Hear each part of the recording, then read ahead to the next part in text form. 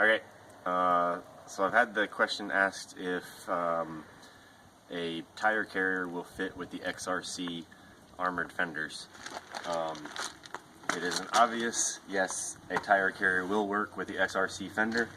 I ordered a DV8 off-road bumper, or I'm sorry, tire carrier. My main reasoning behind ordering this over all of the other tire carriers was the fact that it attached at the hinge and had locking tabs on this side. Did have to do quite a bit of modification. The bumper fits, or the tire carrier fits, but it's very tight. If you want to come look at this hinge setup, this DV8 actually has hinges that come with it that replace the factory hinges.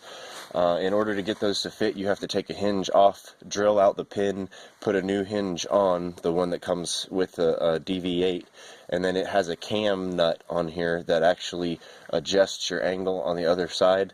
But in order to make it fit, I had to notch out the tire carrier itself on the top and the bottom of the hinge, which I'll this area right here on the fender itself, I had to notch out. In fact, I still need to notch it a little bit further because you can see I'm getting a little bit of rust where I've actually made contact with it. But there's a stop behind it, and if I didn't notch it out, then this stop hit the fender, the light cover part of the fender, and I couldn't open it all the way. But that is really the only real main issues. When I hooked up my pin side, I was having a little bit of issues. When it came from the manufacturer, like out of the box, that plate had a little bit of a bow to it, and when I would try to shut it, the top section and the bottom section were making contact on the opposing sides. So if I lifted it, I was making more contact with the top, and if I used the cam to lower it, I was making more contact with the bottom. So I simply loosened up a couple of the bolts in the middle, and that flex that was in it came back, and it allowed it to spread those two tabs, and now it slides in and out fairly easy. I just need to align my holes a little bit better, or even where I can cut that side out, I can get that shifted, so I'll use it with the fender. It's a snug fit. As you can see here, I have my wires coming out of the back for right now. I plan on routing those across through some wire,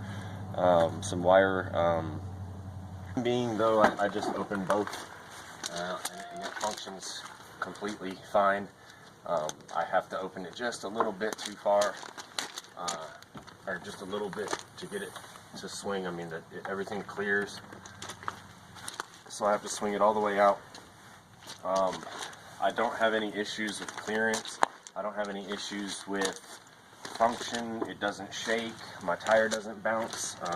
Originally I had my 37 on a extended tire carrier, and I did have some trouble with the tire shaking when I would hit really good bumps, or even when I was shutting the door. And where I'm trying to do a little bit more off-roading, I was concerned with that weight on the tailgate.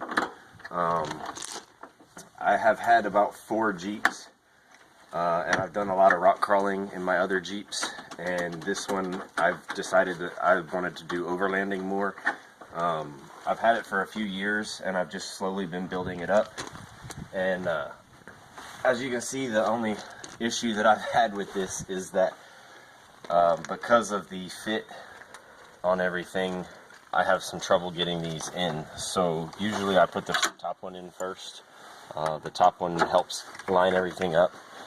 I might have to shove it a little bit every once in a while when I do it. But once I get them in, they go down, they lock well. The only good thing about them being tight is that there's no shake. I had to notch out the entire plate. If you can see right here, I took a cut wheel and I cut off all the way up and took just a section out of it, as well as on this locking area I had to notch out just like I did on the other side. So the pins fit very snugly.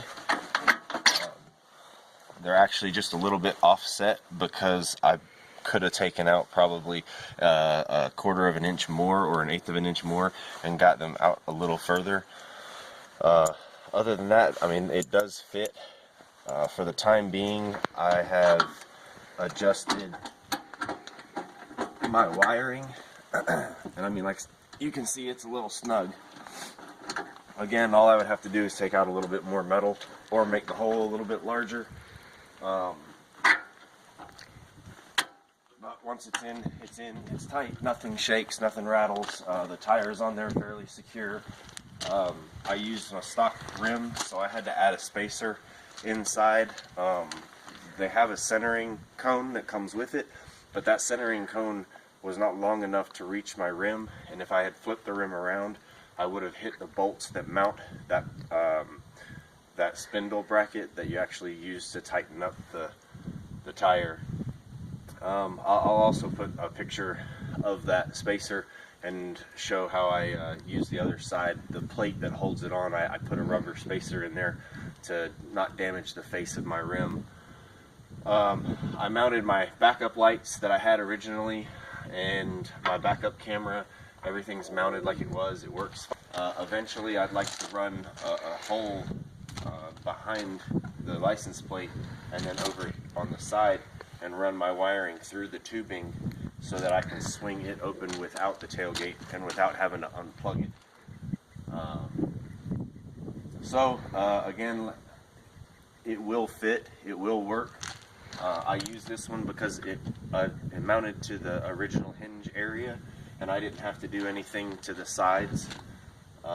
The Poison Spider, I believe it is, actually mounts down below and swings down, and where I'm trying to do some more overlanding with this, I didn't want to block access to the rear of my Jeep.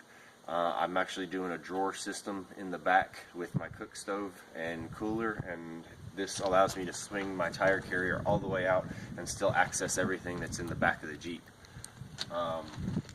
So that's really it. Like I said, the DV8, it worked. I know there's another one that mounts further out, but it would require cutting a lot more material away from the fender itself. And I definitely didn't want to cut any material away with the fender on, and I didn't want to take the fenders off. While we're on the subject of cutting away, I recently got a Rugged Ridge snorkel, and I ran into kind of the same issue. With the Rugged Ridge here, you have to drill out 2 holes and then cut out a section for it to fit down beside the fender into this tubing area. So I had to cut it out, and I used the template that came with it, but I had to kind of line it up myself. It's originally made to line up to the OEM fender, and it lines up to a hole and maybe like a little notched out section so that you can cut in the right area. So I cut it out, I fit it in. In order to do it, I actually didn't have to take the entire fender off. I just unbolted the 2 bolts. There's one here and I believe one here, and then I took the 2 bolts off and I just slid it out a little bit, and I did my cuts and then slid it back in. And you know, I had to do it 2 or 3 times to get it to fit, but it worked. So I've got my snorkel on now. Hood latches. These hood latches make the hood really secure. I mean, there's no flutter or anything when I'm going down the road. It was a very, very tight fit. I actually had to take a rubber mallet and beat those down into it. It did damage just a little bit of the corner, but you really can't see it on that aluminum latch. But they work great other than that. Like I said, these fenders make it a little difficult to use any other aftermarket parts just because of fit. So if you're willing to do a little bit of extra work, a little fabrication, maybe some cutting, and throw a little bit of touch-up paint on, you're okay to do, you know, anything but I don't know if I would recommend buying anything very expensive without making sure you can return it first. I did talk to DV8 afterwards because I was having a lot of trouble with my tire mount, and they offered to send me another cone, but other than that, there was nothing really they could do about it.